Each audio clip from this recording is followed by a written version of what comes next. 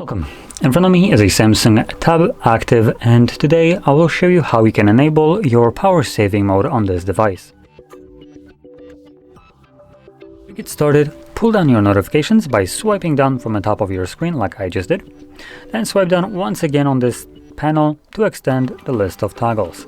This will show you more toggles overall and also several pages of them, but it looks like the power saving mode is located on the first page right over here.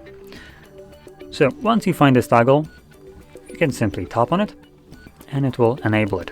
Now if you tap on the text itself, it will give you a brief overview of what the mode will do. So background network usage, sync and location check will be limited. You can also set additional limits to save more power. So it actually, by the definition, seems like we have more settings. So let's go into the details.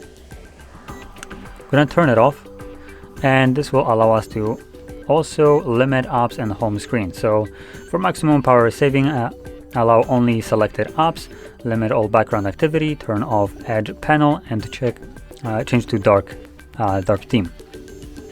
So let's add that on. Obviously this will add a little bit more power saving to the mode, and now we can re-enable it. There we go.